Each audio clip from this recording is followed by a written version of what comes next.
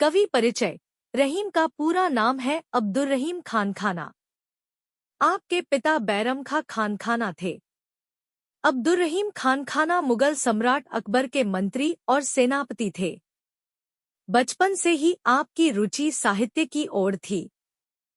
आपने अनेक भाषाओं में दक्षता प्राप्त की थी और बड़ी सफलता के साथ तुर्की, फारसी, अरबी, संस्कृत और हिंदी का प्रयोग अपनी रचनाओं में किया था। अवधी, ब्रज और खड़ी बोली पर आपका असाधारण अधिकार था। आपके काव्य में भाषा वैविध्य, छंद वैविध्य और विषय वैविध्य है। आपके प्रमुख रचनाएं रहीम दोहावली, बरवै नाई का भेद, मदनाष्टक, श्रृंगार सोरठ आदि हैं।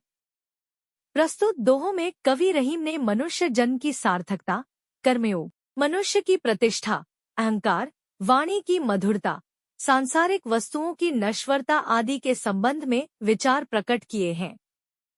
Poet introduction. Rahim's full name is Abdur Rahim Khan Khana. His father was Bairam Khan Khana. Abdur Rahim Khan Khana was the minister and commander of Mughal Emperor Akbar. He was interested in literature since childhood. He had acquired proficiency in many languages and used Turkish, Persian, Arabic, Sanskrit and Hindi in his compositions with great success. He had extraordinary command over Avdhi, Braj and Khari Boli. There is diversity in language, variety in verse and variety in subject in his poetry. His major works are Rahim Dohavali, Barwai Nai Ka Bhed, Madnashtak, Shringar Surat etc. In the presented couplets, poet Rahim has expressed his views on the significance of human birth, Karmayoga, prestige of man, ego, sweetness of speech, mortality of worldly things etc.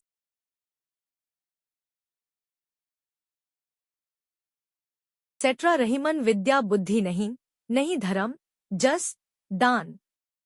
भू पर जन्म वृथा धरे, पशु बिनु पूंछ बिशान एक।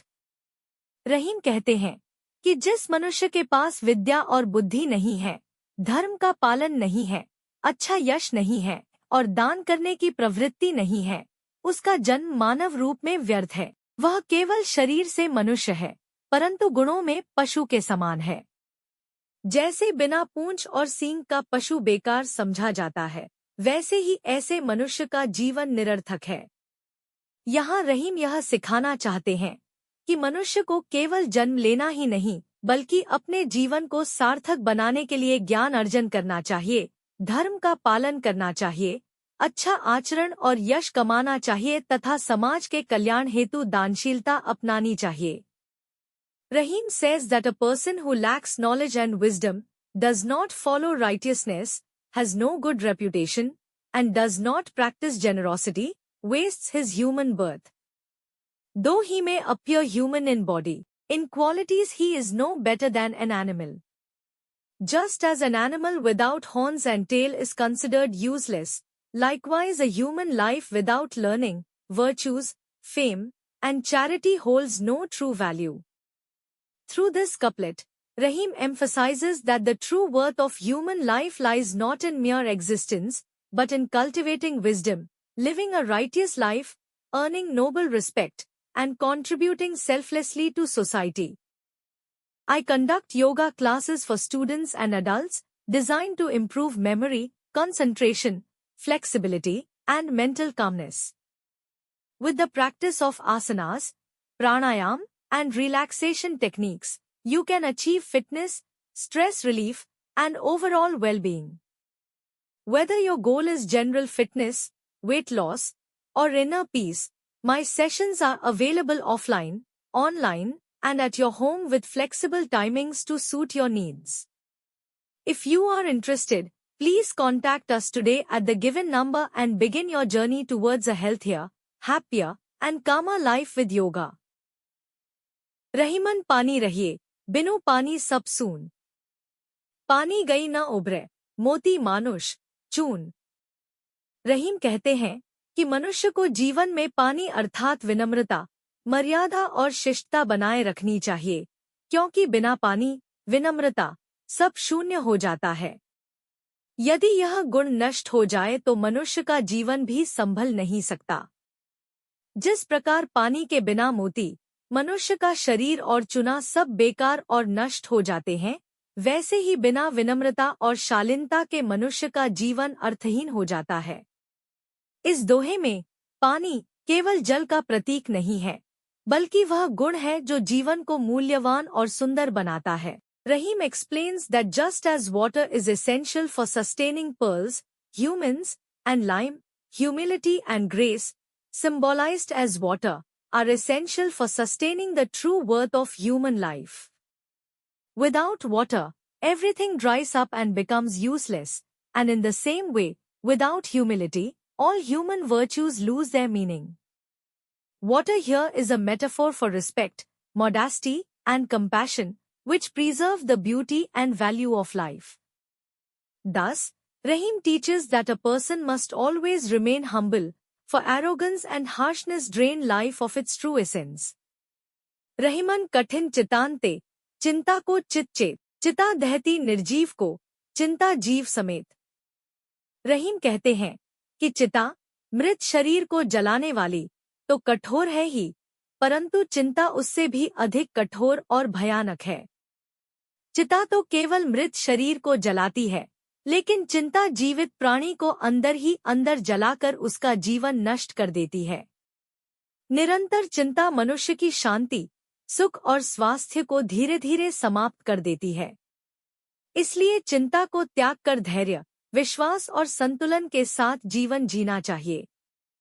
रहीम इस दोहे से यह संदेश देते हैं कि चिंता से कभी कोई समाधान नहीं मिलता, बल्कि यह जीवन और भी कठिन बना देती है। रहीम says that though the funeral pyre, चिता, is harsh, worry, चिंता, is far more destructive. The pyre burns only a lifeless body, but worry burns a living person from within, consuming both body and soul. Constant worry drains away peace, happiness, and health, leaving life hollow and miserable. Thus, Rahim emphasizes that one must not be enslaved by worry. Instead, cultivate patience, faith, and balance to live meaningfully. Worry never solves problems, it only destroys the living spirit. निज कर क्रिया रहीम कही, सुधी भावी के हाथ, पान से अपने हाथ में, दाव न अपने हाथ। रहीम कहते हैं कि मनुष्य को अपने कर्म, क्रिया तो अपने हाथ में करने चाहिए, परंतु उनके परिणाम, फल, भाग्य के हाथ में होते हैं। जैसे पासे फेंकना तो हमारे हाथ में है, लेकिन उस पर कौन सा अंक आएगा, यह हमारे हाथ में नहीं होता। उसी प्रकार कर्म करना हमारे वश में है, लेकिन उनका फल निश्चित रूप से हमारे हाथ में नहीं, बल्कि ईश्वर या भाग्य के हाथ में होता है। इसलिए मनुष्य को अपने कर्म पर ध्यान केंद्रित करना चाहिए और फल की चिंता में व्यर्थ नहीं जलना चाहिए। यही जीवन का संतुलित दृष्टिकोण है। Rahim explains that a person's actions are within their own control, but the results are in the hands of destiny. Just as one can throw dice but cannot decide which number will appear, in the same way, human beings can perform deeds but cannot dictate the outcome. The fruits of action are governed by fate, time, or divine will. Thus, Rahim advises focusing on sincere effort rather than worrying about the results, for only actions lie within human hands while destiny governs the outcome. Rahiman गली है सांकरी, दूजो ना ठहरा ही। आपो अहे तो हरी नहीं, हरी तो आपो न नाहिं। रहीम कहते हैं कि भगवान तक पहुंचने की गली बहुत संकरी है। इस संकरी गली में एक ही समय पर दो का स्थान नहीं हो सकता। यदि इस गली में अहंकार, स्वयं का मैं ठहरा है तो वहां भगवान का स्थान नहीं होगा, और यदि वहां भगवान का वास है तो फिर मनुष्य का अहंकार अपने आप समाप्त हो जाता है। यहाँ रहीम यह सिखाते हैं कि ईश्वर को पाने के लिए सबसे बड़ी बाधा अहंकार है। जब तक मनुष्य अपने मैं को छोड़कर नम्र नहीं होता, तब तक भगवान उसके जीवन में प्रवेश नहीं कर सकते। Rahim says the path to God is extremely narrow, where two cannot walk together. If the ego, the sense of I, is present, then God cannot reside there. And if God is present, then the ego vanishes naturally. The couplet conveys that ego is the greatest obstacle in realizing the divine. Only when a person surrenders pride, selfishness, and the false sense of individuality, can God enter their heart. Thus, humility and surrender are essential for spiritual union with the divine. Rahiman जहवा बावरी, कही गई सरक पताल। आपू तो कहीं भीतर रही, जूती खात कंपाल। रहीम कहते हैं कि जहवा, जीभ, बड़ी बावरी यानी मूर्ख होती है। यह बिना सोचे समझे स्वर्ग और पाताल तक की बातें कह देती है, परंतु जब वही जहवा अपशब्द बोलकर दूसरों का अपमान करती है या गलत वचन बोल देती है, तो परेशानी खुद मनुष्य को ही झेलनी पड़ती है। व्यक्ति को अपने ही शब्दों के कारण अपमान सहना पड़ता है और कभी-कभी तो मार भी खानी पड़ती है।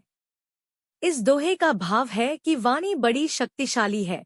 यह मीठी हो तो व्यक्ति को आदर दिलाती है और कठोर या गलत हो तो अपमान का कारण बनती है। इसलिए मनुष्य को अपनी जिह्वा को संयमित और मधुर रखना चाहिए। Rahim says the tongue is foolish, for it carelessly utters words about heaven and the netherworld without restraint. But when it speaks harshly, insults, or wrong words, the consequences fall back upon the speaker himself. The same tongue that utters high ideals can also bring disgrace and even punishment to its owner. The couplet teaches that speech has immense power. Sweet words bring honor and harmony, while careless or bitter words invite humiliation and suffering. Hence, one must discipline the tongue and use it wisely. धनी रहीम जलपंख को लघु जे प्यतघाए। उद्धि बड़ाई कौन है, जगत प्यासो जाए। रहीम कहते हैं कि तालाब या सरोवर की महानता इस बात में है कि उसमें गिरने वाला छोटा सा जीव भी पानी पीकर तृप्त हो जाता है। यह सच्ची उदारता और धनीपन है। समुद्र चाहे कितना भी बड़ा क्यों न हो, उसमें खारा पानी होता है, जिससे कोई भी जीव अपनी प्यास नहीं बुझा सकता। रहीम इस उपमा से समझाते हैं कि सच्ची महानता आकार या बाहरी दिखावे में नहीं, बल्कि दूसरों की आवश्यकताओं को पूरा करने और उनकी भलाई में है। जो व्यक्ति छोटा होकर भी दूसरों के लिए उपयोगी है, वह वास्तव में बड़ा है, और जो विशाल होकर भी किसी के काम न आए, उसकी महानता व्यर्थ है। रहीम says true greatness lies not in vastness but in usefulness. A small pond, though limited in size, quenches the thirst of even the tiniest creature, and this makes it truly noble. The mighty ocean, despite its immensity, cannot quench anyone's thirst because its water is salty. In the same way, a person's greatness is not measured by wealth, power, or external size, but by humility, kindness, and the ability to serve others. One who is small yet helpful is greater than one who is vast but of no use to others. एके साधे सब सधे, सब साधे सब जाए। रहीमन मुल्ही सींचिबो, फुले फले अगाए। रहीम कहते हैं कि यदि मनुष्य एक ही मूल कार्य या उद्देश्य को सही ढंग से साध लेता है तो उसके साथ बाकी सभी कार्य अपने आप सफल हो जाते हैं। लेकिन यदि सब कामों को एक साथ साधने की कोशिश की जाए, तो कुछ भी हाथ नहीं आता। जैसे यदि पौधे की जड़ को ही पानी दिया जाए, तो वह पौधा हरा भरा होकर फूलता फलता है। पर यदि पत्तों या शाखाओं पर ही पानी डाला जाए और जड़ों की उपेक्षा की जाए, तो पेड़ सूख जाता है। इस दोहे का सार है कि जीवन में सफलता पाने के लिए मूल आधार, रूट कॉज, प्रायोरिटी पर ध्यान देना चाहिए, न कि इधर-उधर की छोटी-छोटी बातों पर। Rahim teaches that if one focuses on the root cause or the most essential goal, everything else aligns naturally. But if energy is scattered on many fronts without addressing the root, nothing is achieved. Just as watering the roots of a plant ensures that leaves, flowers, and fruits all thrive, in the same way, nurturing the foundation of any work or relationship ensures its success. The message is that clarity of focus and working on the fundamentals lead to complete growth, while neglecting them results in failure. Dear students, if you find these lessons explained as helpful, please share this video with your friends. Subscribe to our channel for simple and clear lesson explanations. Check the description for links to other lesson summaries and join our WhatsApp channel for daily Kannada Hindi lessons, useful phrases and grammar tips. Start learning today and speak confidently.